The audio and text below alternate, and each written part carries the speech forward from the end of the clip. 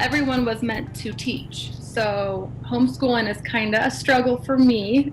Timing is a huge concern for parents all over because they have to rearrange their plans and schedules to accommodate not only the pandemic, but also the new learning model for this new school year. Yeah, it leaves a lot of families just wondering how they're going to make it all work. So I had a chance to sit down today with Dr. Adam Swinyer, the new superintendent of Spokane Public Schools, just to ask some of the most asked questions that we are getting from parents.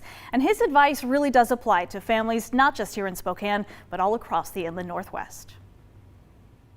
This is a time of year where there's always a little sense of anxiety, the newness of the start of school and new teachers, new content, opportunity to meet new friends. And this is certainly a situation where that's at a level that none of us have ever experienced. For those parents who are trying to figure out how to balance their work, which they know is going to be happening during the day, and then now kids who may be at home during that time and trying to figure out how to make it work best. What is your advice to those parents who feel like they're juggling right now? We're working really hard and really emphasizing across the community that this is the moment where we need to come together. And together we can get through this and we can do it. We're really encouraging families as we lead up to this to talk about routines and structures. And where is everybody going to sit, and where's everybody going to do their work, and what's the start of the day going to look like, and what's breakfast going to look like, and all those different pieces that go into our day, just like we would develop routines to get to the bus on time.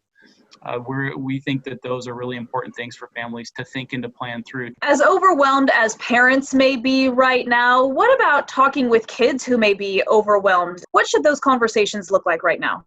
Engage in those conversations as parents and guardians better understand what it's going to look like, to begin echoing that down to the student so that they can start building a vision and an image in their mind.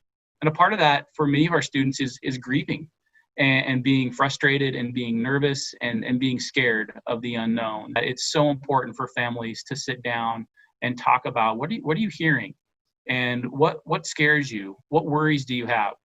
Sometimes those are really logical, and parents just need to address that some of those things are real and legitimate, and sometimes they are not logical, and it's an opportunity for parents to say, to provide that clarification, to say, no, that isn't how it is, and this is the reality, and you don't get there with a child unless you sit down and you talk it through. How is online learning going to be different this fall than it was in the spring? That's a really important point for parents to have clarity around, and that in the fall there was a lot of autonomy for when kids could engage in the work, and there was a once a week required live meeting that was offered for each course and grade level. And what's so significantly different about this fall is it will be a real-time school day. There'll be a start time, an end time. There'll be a routine and a schedule and a structure around each subject area. But there is no question, in-person instruction is the way we want our kids to learn. It is the best way for kids to learn and grow. And we're very eager to get back to that as soon as we possibly can. There's much to grieve about in all this. The first day of school is not going to look like what we wanted it to look like for kindergartners. And the first day of high school is not going to look like what we want it to look like. There's a lot to mourn. And we have to be hopeful, and we have to be positive, and we have to know that this is a moment in time that we didn't choose. And we have to respond to model what positivity looks like and optimism, to model what resiliency looks like.